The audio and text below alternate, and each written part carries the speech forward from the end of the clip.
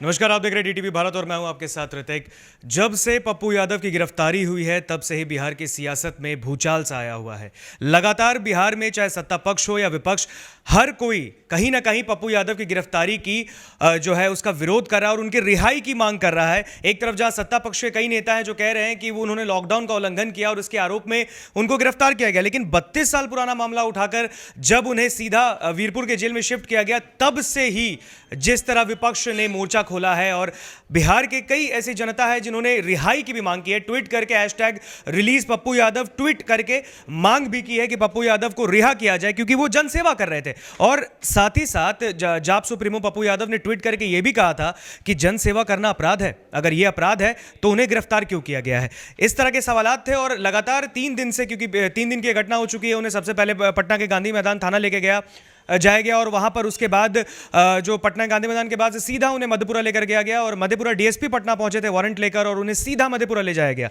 Virpur jail में उन्हें shift किया गया था और वहां पर वो भूख हड़ताल पे बैठे, लगातार ट्वीट करके वो अपनी बातें बता रहे थे और अपनी जो दिल की बात थी वो साझा कर रहे थे जनता के बीच। और इस बीच वो ये भी कह रहे थे कि जो बिहार की जो जनता है उनका काम रुकना नहीं चाहिए, उनकी जनसेवा नहीं रुकनी चाहिए। और इस बात के लिए जब कल पप्पू यादव की पत्नी रंजीत रंजन पटना पहुंची तो उन्होंने प्रेस कॉन्फ्रेंस करके ये भी कहा था कि उनके पति को आखिर किस बिना पे गिरफ्तार किया गया है, उनकी गलती क्या है, क्या जनसेवा करना उनका अपराध था, या फिर उन्हें अगर गिरफ्तार किया गया है तो 32 साल पुराने मामले में अचानक से उनकी गिरफ्तारी क्यों हुई, जो किडनैपिंग मामला साल 1989 का था।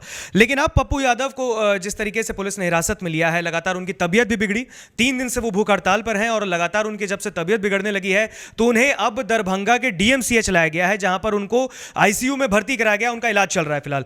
क्योंकि लगातार पप्पू यादव कह रहे थे कि उनका ऑपरेशन भी हुआ है। रंजीत रंजन ने भी प्रेस कॉन्फ्रेंस में कहा था कि उनका ऑपरेशन हुआ है और उन्हें आराम की सख्त जरूरत है, उनका ताजा ऑपरेशन है। और जिस तरीके से वो जनसेवा कर रहे थे इस बीच में, इस वैश्विक महामारी में उनको जब जेल में डाला गया है, यह कहीं से भी सरासर सही नहीं है, यह गलत है। इस तरह की बात रंजीत रंजन ने प्रेस कॉन्फ्रेंस में कही, सीएम नीतीश पर और साथ ही साथ प्रधानमंत्री मोदी तक पर भी निशाना साध दिया और यह भी कहा है कि बीजेपी सांसद राजीव प्रताप रूडी के आवास पर जाके जिस दिन उन्होंने छापेमारी की, दर्जनों एंबुलेंस जनता के बीच दिखाए और सरकार को भी दिखाया कि यहां पर एंबुलेंस क्यों लगा है, इससे जनता के सहयोग के लिए लगाए, जनता की सहूलियत के लिए थे। लेकिन अब इनका कहीं ना कहीं खमियाजा पप्पू यादव को भी भुगतना पड़ा है। पप्पू यादव आज जेल में है और अब तबीयत जब से उनकी बिगड़ी है उन्हें सीधा दरभंगा के डीएमसीएच लाया गया जहां पर उनका इलाज चल रहा है। और इस बीच बड़ी खबर यह सामने आ रही है कि पप्पू यादव की पत्नी कल ही पटना पहुंची, प्रेस कॉन्फ्रेंस किया और कहा कि मैं अपने पति से भी मिलूंगी जाकर। इसके लिए उन्होंने ई पास के लिए भी अप्लाई कर दिया था, लेकिन उसके बाद जब उन्हें डीएमसीएच लाया गया तो वो बीती रात दरभंगा पहुंची है, जहां डीएमसीएच में वो पहुंची हैं और अपने पति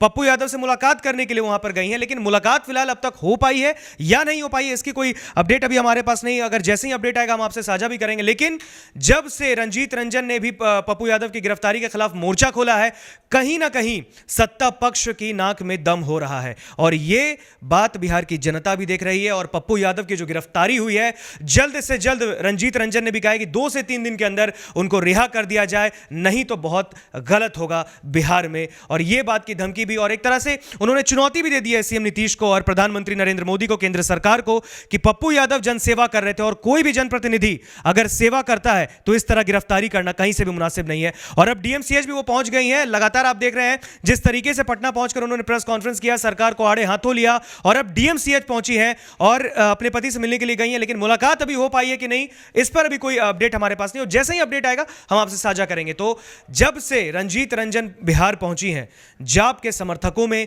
जाप के कार्यकर्ताओं में कहीं ना कहीं एक जोश आया है और पप्पू यादव की रिहाई की मांग और भी ज्यादा तेज हो गई है। लेकिन इस बीच जब डीएमसीएच में उन्हें अस्पताल में भर्ती कराया गया और पप्पू यादव की पत्नी ने कहा भी था कि कोविड फिलहाल वो निगेटिव आए हैं, अगर उनका कोविड पॉजिटिव रिपोर्ट आता है तो इसके लिए सरकार को ही जो है मापदंड भुगतना पड़ेगा, क्योंकि ये गलती वो कर रहे हैं और इस बीच में ट्रैवल करवाना बहुत गलत है। पप्पू यादव ने ट्वीट कर भी कहा था कि 3 दिन में मुझे 4 जगह लाया गया है, कोरोना पॉजिटिव होने की संभावना है। और फिलहाल तो उनकी तबीयत बिगड़ी है और उन्हें डीएमसीएच दरभंगा में अस्पताल में एडमिट कराया गया है, जहां उनका इलाज चल रहा है। और पप्पू यादव की पत्नी रंजीत रंजन भी गई है उनसे मिलने। क्या कुछ आगे होगा हम आपको दिखाएंगे। इसके लिए देखते रहिए डीटीवी भारत। नमस्कार।